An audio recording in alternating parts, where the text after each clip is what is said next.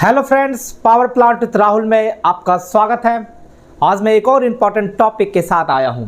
इस वीडियो में हम लोग पढ़ेंगे oxygen analyser used in thermal power plant. हम लोग थर्मल पावर प्लांट में ऑक्सीजन एनालाइजर का यूज़ करते हैं। तो what is oxygen analyser? Oxygen analyser का क्या काम है? Why do we use oxygen analyzer in thermal power plant? Thermal power plant में ऑक्सीजन एनालाइजर यूज़ हम लोग क्यों करते हैं? क्या इसका रीज़न है यूज़ करने का? इसका वर्किंग प्रिंसिपल क्या है? किस प्रिंसिपल के बेसिस पे आपका ऑक्सीजन एनालाइजर वर्क करता है? And the most important topic is why do we install oxygen analyser in between economiser outlet and APH inlet. Generally आप देखते हैं कि ऑक्सीजन एनालाइजर आपका APH इनलेट में इंस्टॉल होता है। तो ऑक्सीजन एनालाइजर APH के इनलेट में ही इंस्टॉल क्यों करते हैं? अदर लोकेशन पे क्यों नहीं करते हैं? जैसे आपका APH इनलेट में ही करते हैं या गूजनेक के पास ऑक्सीजन एनालाइजर हम लोग क्यों नहीं यूज़ करते हैं? तो सारा डिटेल हम लोग इस वीडियो में पढ़ेंगे, क्योंकि ये बहुत ही इंपॉर्टेंट टॉपिक है as a interview point of view के लिए। कि आपको इंटरव्यू में या बहुत सारे एग्जाम में आपको पूछा जाता है कि ऑक्सीजन एनालाइजर का क्या फंक्शंस है, इसका किस प्रिंसिपल पे ये वर्क करता है, और सबसे ज़्यादा इंपॉर्टेंट चीज़ इसका लोकेशन कहाँ पे है, ये किस पावर प्लांट के किस लोकेशन पे आपका ऑक्सीजन एनालाइजर इंस्टॉल होता है और वहीं पे क्यों इंस्टॉल करते हैं। जनरली आपका APH इनलेट में इंस्टॉल होता है, तो APH इनलेट में ही इंस्टॉल क्यों करते हैं? तो आइए हम लोग स्टार्ट करते हैं oxygen analyser. Friends, what is the oxygen analyser and why it is used in thermal power plant? तो इसको हम लोग समझते हैं कि ऑक्सीजन एनालाइजर का हम लोग यूज करते क्यों है। देखिए, large thermal power plant generate electricity by using thermal energy of the fuel. Most of the power plants are pulverized coal fired boiler. That means thermal energy is generated by the combustion of pulverized or the crushed coal. Maximum boiler में आपका क्या रहता है? Pulverised कोल रहता है। Pulverised कोल means crust कोल होता है, और क्रस्ट कोल का हम लोग यूज करते हैं, और इसी का हम लोग कंबशन करके इस कोल से आपका थर्मल एनर्जी निकलता है, और इसी थर्मल एनर्जी का हम लोग यूज करते हैं हीट एनर्जी। जो आपका वाटर है वो स्टीम में कन्वर्ट होता है, ठीक है। तो in order to control the combustion of the pulverised coal और the crushed coal, the every power plant equipped with burner management system और FSSS furnace safeguard supervisory system. देखिए, कंबशन प्रोसेस को कंट्रोल करने के लिए जितना भी पावर प्लांट है सब में आपका बर्नर मैनेजमेंट सिस्टम लगा हुआ है, BMS, या जिसको हम लोग FSSS है, फर्नेस सेफगार्ड सुपरवाइजरी सिस्टम। देखिए, optimum efficiency is the key requirement for any combustion process, and as you know that oxygen play a very important role in the combustion process. Oxygen क्या है? आपका primary element of any combustion process है। तो oxygen analyser play a very important function to control the combustion process and you get the better efficiency. Oxygen analyser क्या करता है कि आपका ऑक्सीजन जो एक्सेस ऑक्सीजन को कंट्रोल करता है ताकि आपका बेटर कंबशन आपको मिल सके। क्योंकि अल्टीमेट क्या है कि आपका किसी भी पावर प्लांट का जो मेन कॉस्ट है, अप्रॉक्सीमेट 50% ऑफ द कॉस्ट जो है वो आपका कोल कॉस्ट होता है, और इसी कोल के कंबशन को आपको एफिशिएंट करना है। क्या होता है कि आप अगर कंबशन प्रोसेस को आप सही ढंग से कंट्रोल नहीं करते हैं तो आपको एक्सेस कोल कंजम्पशन होगा for producing the same megawatt of power. आपको कोल कंबशन को कंट्रोल करना है, तो उस कंबशन प्रोसेस को कंट्रोल करने के लिए आपका ऑक्सीजन एनालाइजर लगा रहता है। और ऑक्सीजन एनालाइजर का मेन काम होता है कि ऑक्सीजन के फ्लो को आपको कंट्रोल करता है थ्रू द एफडी फैन। तो एफडी फैन के ब्लेड पिच में जो आपका कंट्रोलिंग सिस्टम जाता है, इसी ऑक्सीजन एनालाइजर के इनपुट से ही जाता है। एक आपका ऑक्सीजन ट्रिम डिवाइस रहता है, उस ट्रिम डिवाइस क्या करता है, जो आपका एक्चुअल ऑक्सीजन है और कितना आपका कोल फ्लो के हिसाब से कितना ऑक्सीजन आपको चाहिए, उसके अकॉर्डिंगली आपका ट्रिम डिवाइस एक्ट करता है और आपका जो टोटल एयर फ्लो को कंट्रोल करता है ये। एंड ऑक्सीजन जो कंबशन प्रोसेस में यूज होता है that generally comes from the atmospheric air होता है। एटमॉस्फेरिक एयर से ही ऑक्सीजन हम लोग यूज़ करते हैं और उस एटमॉस्फेरिक एयर में जो आपका ऑक्सीजन जो रहता है वो 23% oxygen and 77% nitrogen by weight रहता है। ठीक है फ्रेंड्स, तो मैथमेटिकली अगर हम लोग देखें, the quantity of oxygen required in grams पर 1 ग्राम ऑफ फ्यूल्स इज, ये आपका एक एम्पिरिकल फॉर्मूला है, 8/3 carbon plus 8 H-O/8 plus sulphur. Means आपका क्या होता है, ये कार्बन है, weight of carbon in 1 gram of fuel, hydrogen है, weight of hydrogen in 1 gram of fuel, oxygen है, weight of oxygen in 1 gram of fuel and sulphur है, weight of sulphur in 1 gram of fuel. Means अगर देखें, the quantity of air required to supply this oxygen पर ग्राम of fuel is 4.31 gram of air. Means 1 gram of oxygen present in 4.31 gram of air. Means 1 gram of air 1 gram of oxygen को supply करने के लिए आपको minimum 4.31 gram of air supply करना पड़ेगा, तभी वहां पे कंबशन के लिए 1 ग्राम ऑफ ऑक्सीजन प्रेजेंट होता है।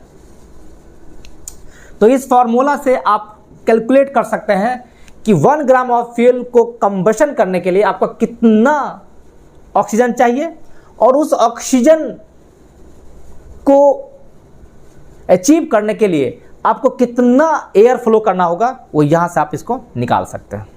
तो friends, an oxygen analyser is a critical tool for improving combustion efficiency in boiler.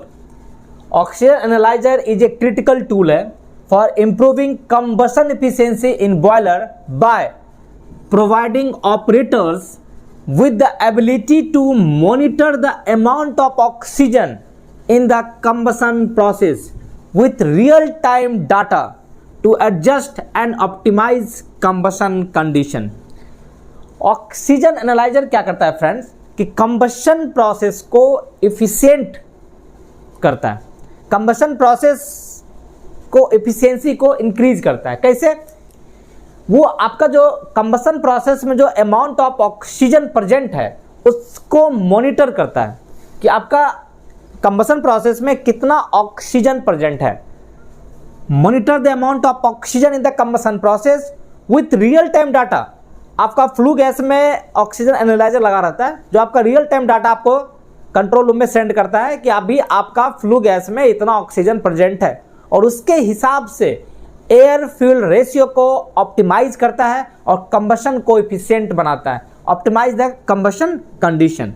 क्या होता है फ्रेंड कि oxygen analyser measure the amount of oxygen in the flue gas produce in the combustion process. आपका जो boiler में जो कोल का burning होता है, कोल के बर्निंग के बाद आपका एक फ्लू गैस बनता है। फ्लू गैस जब आपका फर्स्ट पास होते हुए सेकंड पास इकोनोमाइजर के से होते हुए जब आपका एपीएच में आता है, तो एपीएच के इनलेट में आपका ऑक्सीजन एनालाइजर लगा रहता है। ऑक्सीजन एनालाइजर का क्या काम है कि आपका फ्लू गैस में जो एक्सेस ऑक्सीजन प्रेजेंट है उसको मेजर करता है और उसको कंपेयर करवाता है किसके साथ, जो theoretical amount of oxygen required for the combustion of the कोल।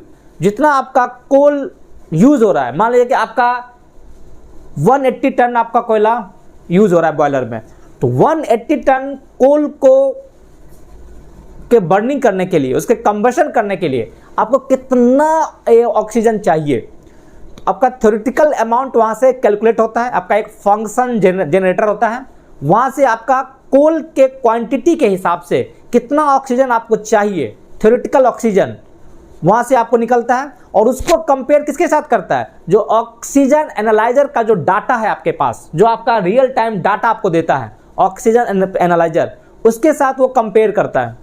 और वैसी में आपका एक ऑक्सीजन ट्रिम डिवाइस लगा रहता है। ऑक्सीजन ट्रिम डिवाइस क्या करता है कि आपका थ्योरेटिकल अमाउंट ऑफ ऑक्सीजन कितना रिक्वायर्ड है और एक्चुअल में आपका कितना एक्सेस ऑक्सीजन प्रेजेंट है फ्लू गैस में, उस दोनों डाटा को कंपेयर करके आपका एक जो रियल टाइम ऑक्सीजन निकालता है, और उससे आपका जो एफडी पेन का ब्लेड पिच में कमांड भेजता है, और उसी के हिसाब से आपका सेकेंडरी एयर का फ्लो होता है। तो आप इसको ये कह सकते हैं कि ऑक्सीजन एनालाइजर का जो मेन इंपॉर्टेंट काम है कि आपका एयर टू फ्यूल रेशियो को ऑप्टिमाइज करना।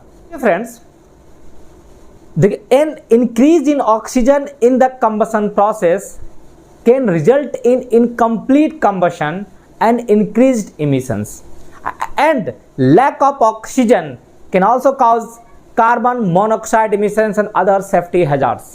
So by the continuously monitoring the oxygen levels and adjusting the air to fuel ratio as needed, plant operators can maintain the safe and efficient combustion process. Means जो oxygen analyser के द्वारा जो real time data है oxygen level in the combustion process in the flue gas, और theoretically जो आपका oxygen required है, दोनों के डाटा को कंपेयर करके आपका एयर टू फ्यूल रेशियो को मॉनिटर करता है, मेंटेन रखता है। जितना आपको चाहिए उतना ऑप्टिमम वैल्यू को मेंटेन करके कंबशन प्रोसेस को हम लोग एफिशिएंट कर सकते हैं।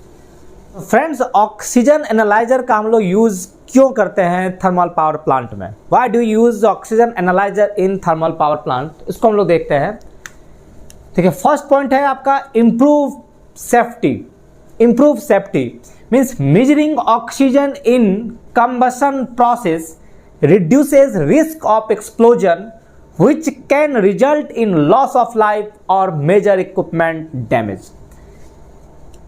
देखिए, ऑक्सीजन एनालाइजर क्या करता है, आपका मेजर करता है ऑक्सीजन को इन द कंबशन प्रोसेस में, जिससे आपका जो रिस्क ऑफ एक्सप्लोजन जो रहता है वो आपका रिड्यूस हो जाता है, and which can result in the loss of life or the major equipment damage। While financial costs are difficult to measure, आप एक्यूरेट फाइनेंशियल कॉस्ट कितना आपका डैमेज हुआ है वो डिफिकल्ट टू मेजर है, but the losses due to the boiler explosion जो होता है वो आपका ह्यूज कॉस्ट बर्डन होता है, and loss of life is never acceptable.